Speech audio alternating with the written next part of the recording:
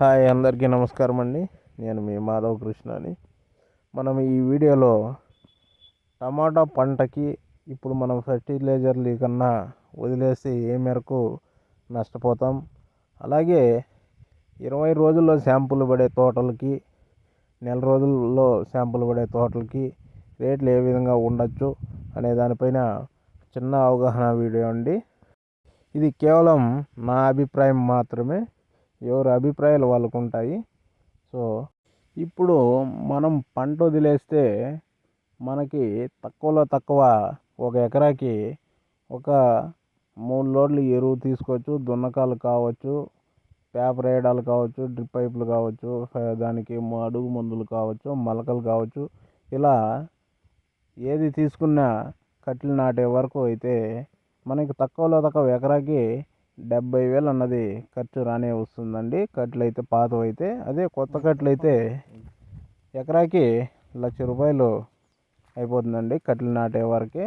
ఇంకా మధ్యలో ఫర్టిలైజర్సు ఇలాంటివి ఉంటాయి కాబట్టి మనం ఇంత పెట్టుబడి పెట్టి యూట్యూబ్లో వాళ్ళు చెప్పారు, లేదా పక్కన వేరే వాళ్ళు చెప్తున్నారు రేట్లు రావని అని చెప్పి మన పంటను మనము నెగ్లెక్ట్ చేసినట్లయితే మనం ఏదైతే పెట్టామో ఆ అమౌంట్ కానీ మనకి రిటర్న్ రాదండి. నేను చెప్పేది ఏంటంటే, మీరు పంట బాగా చేసుకున్నట్టయితే మీకు కనీసం 300 రూపాయలు రేట్లు వెళ్ళినా మీ పెట్టుబడులు మీరు రికవరీ చేసుకొని కాస్త కూస్తో మన చేతికి అంత ఎంతో ఆదాయం వచ్చే అవకాశం ఉంటుందండి. అదే మనము రేట్లు లేవని చెప్పి నెగ్లెక్ట్ చేసేసి అవి కాసే 4 కాయల్ని మనం పెరిగి మార్కెట్లకు వేస్తే అది మనం పెట్టిండే పెట్టుబడులు కానీ రావండి. మనము ఏదైనా పంట చేయాలి అని మనం ఫిక్స్ అయ్యి అందులో దిగినట్టయితే ఆ పంట పూర్తిగా అయ్యేంత వరకు మనము నెగ్లెక్ట్ అనేది చేయకూడదండి. దానిలో రూపాయి వస్తుందో రూపాయి పోతుందో అది పక్కన పెడితే మనం చేసిన పని మనము కరెక్ట్గా చేయాలి. అదే మనం ఇప్పుడు ఫర్టిలైజర్లు వదిలేసి వదలకన్నా నెగ్లెక్ట్ చేసి రేపు రోజు రేట్లు పెరిగి మాకు తోట అప్పుడు వాళ్ళ మాటలు ఇంటి వీళ్ళ మాటలు ఇంటి అని చెప్పి మీరు వదిలేసి బాధపడి మీరు ఇంకా అప్పులో కోరుకుపోతారండి. అదే తోట మీరు బాగా చేసుకున్నట్టయితే పంట బాగా దిగుబడి వస్తే మీకు కనీసం 250 వెళ్ళినా సరే మీకు ఖచ్చితంగా మీ పెట్టుబడులు అన్నది మీకు రికవరీ 100% అన్నది అవుతుంది. ఎందుకంటే ఇది అన్సీజన్ కాదండి. రోజు మార్చి రోజు మందులు కొట్టడానికి, మందులు వదలడానికి, రోగాలు ఇట్లాంటివి చాలా ఉంటాయి అన్సీజన్లో. ఈ సీజన్ కాబట్టి మీకు ఎర్లీ బ్లైటు, లేట్ బ్లైటు, ఇట్లా బ్యాక్టీరియాలు సంబంధించినవి ఇటువంటివి మీకు అంత సడన్గా రావు.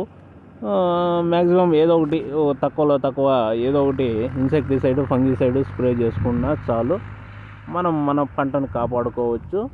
అదే అన్సీజన్లో అయితే పంట డిఫరెంట్గా ఉంటుంది. వర్షం పడిందంటే మనం కాస్ట్లీ మందులు తేవాలి, కొట్టాలి. అది మళ్ళీ వర్షం పడితే మళ్ళీ మనకి పెట్టుబడి ఇబ్బంది అవుతుంది. ఇలా ఉంటుంది అన్సీజన్లో. సీజన్కి అన్సీజన్కి అదే అండి తేడా. మనకి సీజన్లో 250 పోయినా మనం పెట్టుబడులు రికవరీ చేసుకుంటాం. అదే అన్సీజన్లో 400 పోయినా దాని పెట్టుబడులు అనేది రికవరీకి అంతంత మాత్రమే వస్తాయి. సీజన్కి అన్సీజన్లో అదే వ్యత్యాసం ఉంటుంది. అలాగే 15 దినాల్లో శాంపుల్ పడే తోటలకి, అలాగే నెల రోజుల్లో శాంపుల్ పడే తోటలకి ఒక వ్యత్యాసం ఉందండి. 15 రోజుల్లో శాంపుల్ పడే తోటలకి అది పునాదిగా మనము భావించవచ్చు రేట్లకి. అలాగే నెల రోజుల్లో శాంపుల్ పడే తోటలకి రేట్లు బాగుండే అవకాశం ఉందండి. మనకు వచ్చిన ఇన్ఫర్మేషన్ ప్రకారం మన పక్కన ఎక్కడ ధరన్నా చార్లు కానీ టమాటాలు లేవండి, అంతా బయటకాయ వస్తుంది. ఎక్కడో 100 ఎకరాల్లో ఒక ఎకరా, ఎగ్జాంపుల్ చెప్పాలంటే 100 ఊర్లకి చేరి ఒక ఊర్లో ఒక రైతు ఏడో ఒక ఎకరా నాటినట్టు టమాటాలు ఉన్నాయి అంతే. అవి మాత్రం మనకి మార్కెట్లకు వస్తున్నాయి. రాబోయే ఈ 15 దినాలు 20 దినాల్లో మనతో అక్కడక్కడ శాంపుల్ పడే తోటలు ఉన్నాయి. బయటకాయ కంప్లీట్గా డ్యామేజ్ అయ్యిందండి. అది బయట స్టల్లో టమాటా అన్నది క్వాలిటీ లేదండి. కాయలన్నీ మెతకబారిపోయాయి. రాబోయే 15 దినాల్లో మన సైడు కాయలు అన్నది రావడం చాలా తగ్గుతుంది. ఎందుకంటే క్వాలిటీ లేనందువలన వాళ్ళు ఎక్స్పోర్ట్ చేయరండి మన సైడు. క్వాలిటీ ఉన్న కాయలు వస్తాయి, తక్కువగా వస్తాయి. ఇంకా డిమాండ్ అన్నది తమిళనాడుకు పెరుగుతుంది. ఎందువలన అంటే అక్కడ సేమ్ పరిస్థితే, కాయలు అనేది అంతా క్వాలిటీ లేక అంతా వాళ్ళు చాలా వరకు నేలకాయే పండిస్తారు. తమిళనాడులో చాలా తక్కువగా స్టేకింగ్ చేస్తారు. అక్కడ కాయ అంతా దెబ్బతినింది. ఇప్పటికే వాళ్ళకి అతి భారీ ఎండల నుంచి కాయ అంతా ఎండబొబ్బలు వచ్చి కాయ అన్నది క్వాలిటీ తప్పింది. డిమాండ్ అయితే ఖచ్చితంగా ఉంటుందండి రాబోయే 15 దినాల్లో. అలాగే కేరళ ఉంటుంది, అలాగే విజయవాడ ఉంటుంది. మనకి ప్రస్తుతానికి ఈ రాష్ట్రాలు మాత్రమే కాయ డిమాండ్ అన్నది ఉంటుంది.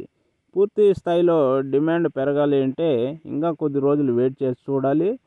ఆ టయానికి మన సైడు ఏ విధంగా పంటలు అన్నది వస్తాయి అన్నది మనం దృష్టిలో పెట్టుకోవాలి. మన సైడు ప్లాంటేషన్ అన్నది ఈసారి చాలా భారీ మొత్తంలో జరిగినది. అవంతా రాబోయే 2 నెలల్లో శాంపుల్ పడే అవకాశం ఉంది. సో మనం అప్పుడు 2 నెలలప్పుడు ఏ విధంగా ఉంటాయి రేటు ఉన్నది మనం రాబోయే రోజుల్ని చూసి అంచనా వేసి చెప్దాము.